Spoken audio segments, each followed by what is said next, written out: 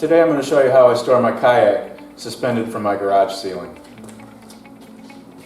So this is the system that I've set up here just a few weeks ago to get my kayak up off the ground and out of the way in the garage. It's called a Racor lift. It's rated for 250 pounds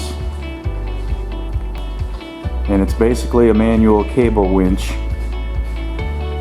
with a platform attached. And it's working really well so far, so I'm going to go ahead and show you how it works, how I'm going to use it, and after that I'm also going to talk a little bit about some considerations if you're thinking about doing this in your own garage. Alright, I apologize for the low lighting in here. It's like 2 degrees outside and I don't really want to open the garage door today, but so this device is held up by 4 coated steel cables. One here, here, and then 2 on the other side, 1 at each corner of this platform here. And then what brings the platform up and down is this spindle up here close to the ceiling. As you can see, the cable. When you turn the gearbox, the spindle spins and wraps the cable around it. It does it on this side, and the other side looks exactly the same. It just wraps it up on both sides. This on this side here, this cable here, it's all one continuous piece of cable. It's not 2 separate pieces here, so it wraps around the spindle in opposite directions. So over here then is the gearbox. This red thing you see here is the safety lock, and I'll just show you exactly how that works here. Now, even though I am pretty confident in this device here, I have installed some safety straps. These green straps here are basically a backup just in case something on this device lets go. I don't think it will, but it just, I kind of like to call them my sleep tight straps, because then I can sleep at night not worrying. If this device does fail for some reason or another, these nylon straps are gonna keep wrapped around the whole thing, and they're going to keep it from coming down. You can see these are just nylon straps with hooks at the end, attached into an eye bolt, which is hooked into the joists. Got one set of them on this end and one set of them on this end. So when I want to lower my kayak down, I just come over here and reach up and unhook these safety hooks here. I don't keep this real tight, just kind of tight enough so that the hooks stay hooked. But it's just there for just in case, for whatever reason, that this thing won't fall. So let me get these unhooked and I'll show you how the lift works.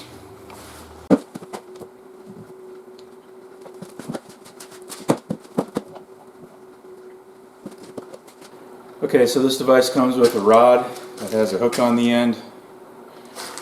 This is probably about 4 feet long.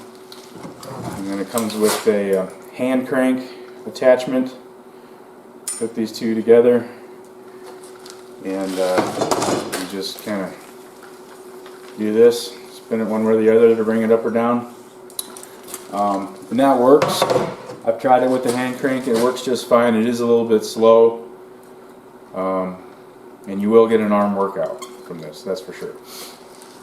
It also did come with this attachment that you can put on instead of the hand crank. And what that allows you to do is attach this to a drill, and then it will just spin this hook a lot faster than you can by hand. And it's not a huge difference. Doing it by hand, it probably takes 90 seconds to bring the kayak down to about waist level, and with the drill it's probably about 30 seconds. So it's not like a gigantic difference, but it is nice to have. You have to have a 1/2 inch chuck on your drill for this to fit into.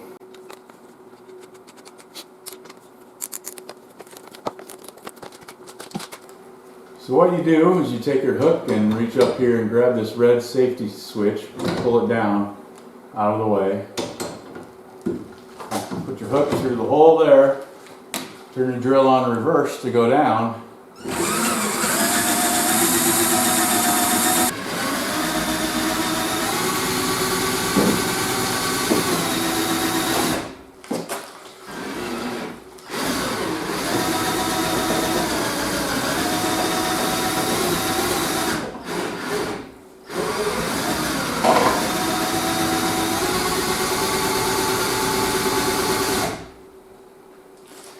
You gotta watch these safety straps as it's coming down so they don't get hooked on anything. So that's about right where I want it here, about waist high. And what I can do is I can just back my truck right in the garage here, right up to here, and just grab the kayak and slide it right into the back of my truck, and I'm ready to go. One of the main reasons why I bought this thing is for that very reason, to make loading my kayak faster and easier.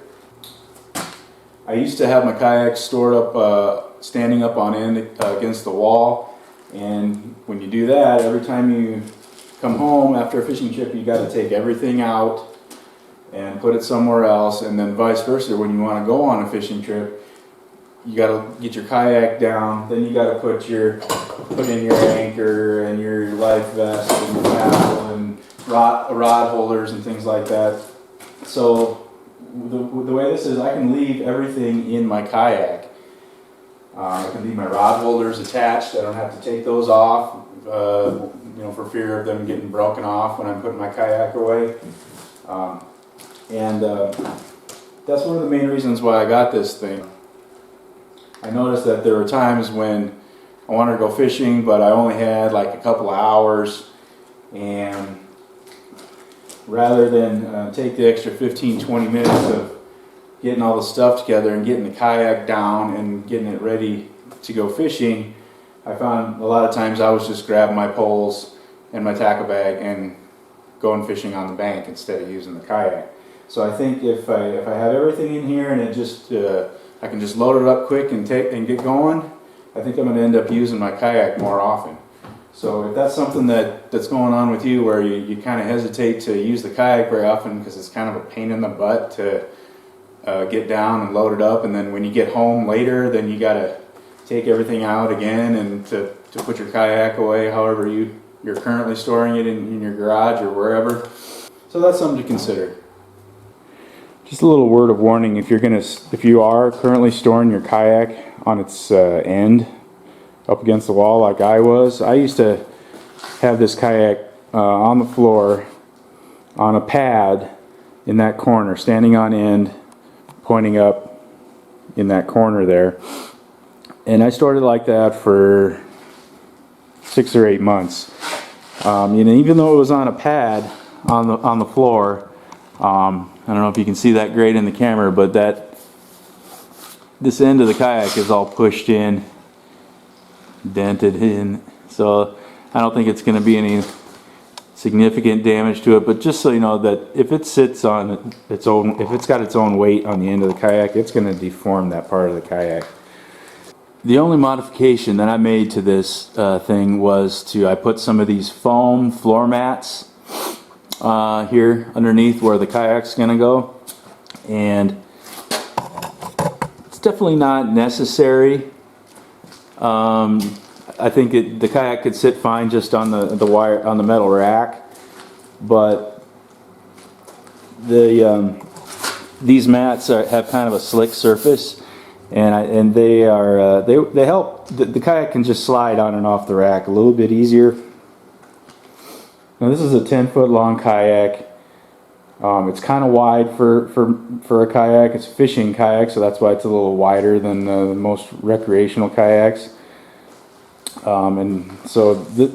This kayak weighs about 70 pounds by itself, and if I count my 3-pound anchor and this crate and anchor rope, stakeout pole, rod holders, paddle, There's pliers and a couple of things under there, but all in all, with the kayak being 70, I probably got another 10 pounds of stuff on there. So I'm probably looking at about 80 pounds worth of stuff. This lift is rated for 250, but personally I wouldn't even bring it even close to that. I don't think I would go any more than 150 pounds on this thing if the max load rating is 250. Personally, I would stay far below that. So here's a little look at how it's attached to the ceiling. You've got two arms that are parallel with the joists, right here and here. And these arms are held in with 10 leg screws in each arm that hold it flat up against the joists.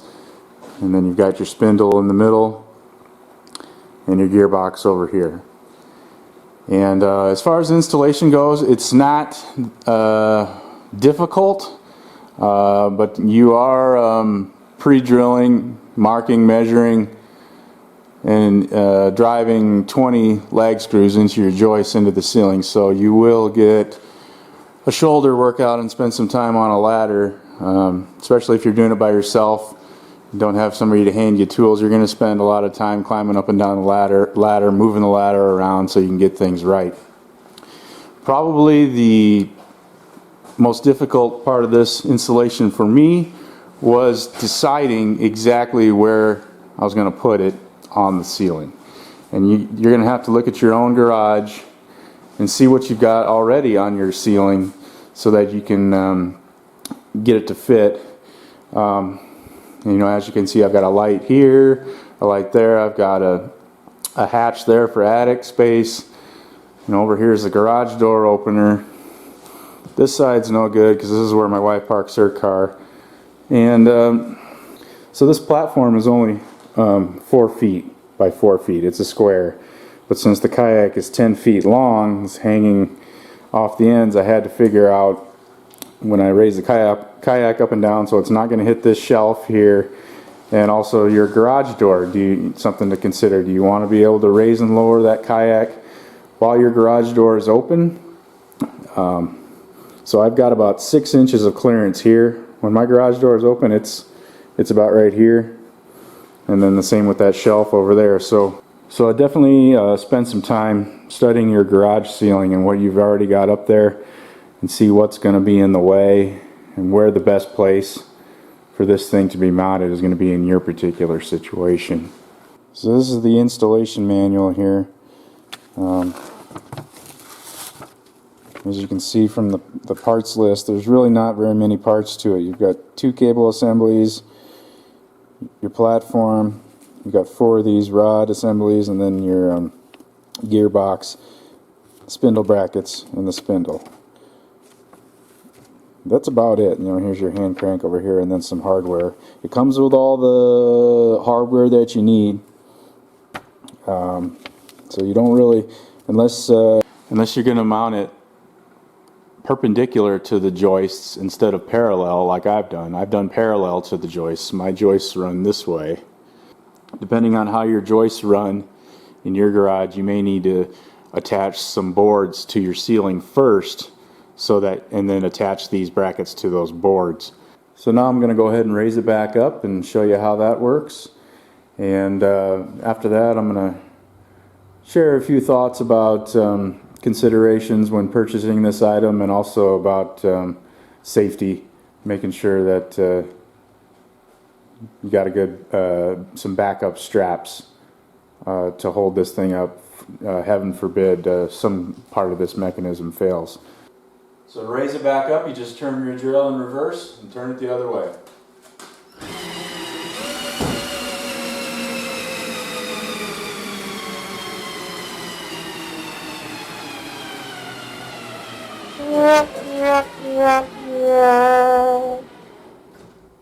Make sure your battery is fully charged when you do this.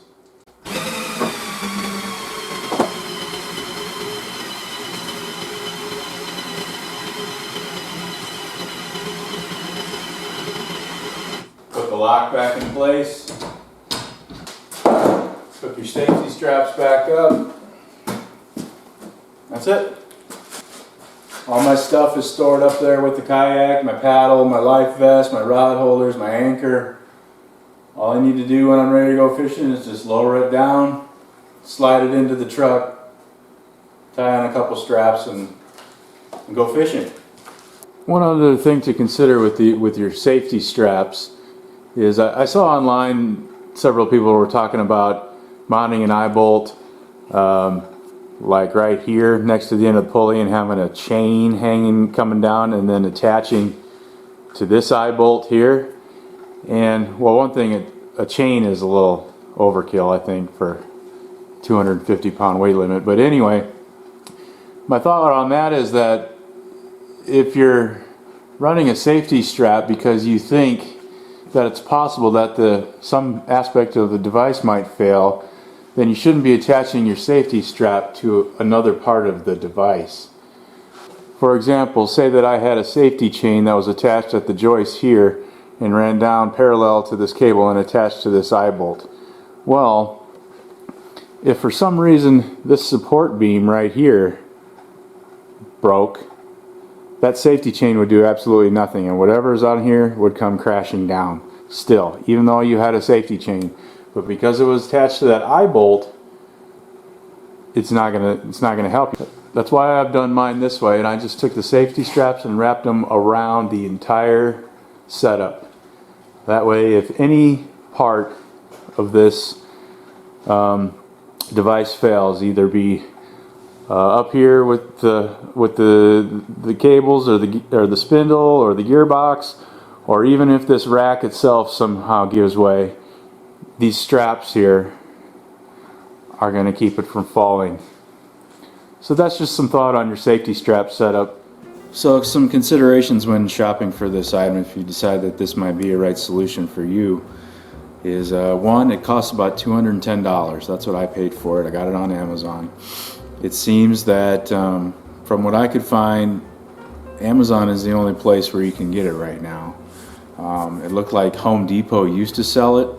I found it on the Home Depot website with like a few hundred reviews, good reviews, but it said this item has been discontinued. So I don't know if what their reason for is why they didn't sell it. It had good reviews, but they don't sell it out at Home Depot anymore. But Amazon, they have it.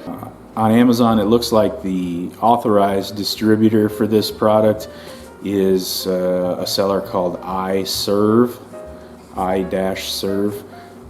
So that's who I bought it from, and that's probably the seller that you want to buy it from. You got to kind of be a little wary when you're buying on Amazon, and look at what seller is offering it to you and see what their ratings are like, and if they're a good seller or not. When you look at the reviews on Amazon, I believe this product has like 1,500 reviews, and overall it's like 4.5 stars, so it's overall really good ratings. And the thing is, when you scroll down to look at the reviews, the first 2, 3, or 4 that you come across right at the top of the list are all negative reviews from people who claim that this thing is defective, or that it crashed down, that it's dangerous, things like that. And when I first saw that, I kind of got deterred from this product. I thought, well,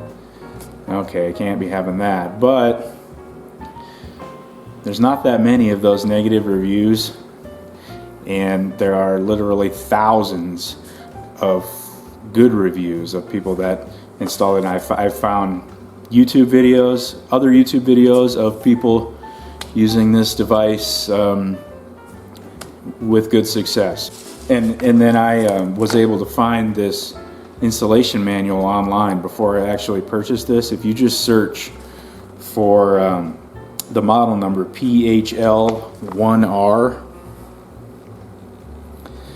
and you can find the manual in a PDF, and you can look at the manual, look at the installation manual, and that'll give you an idea of how this thing is put together, and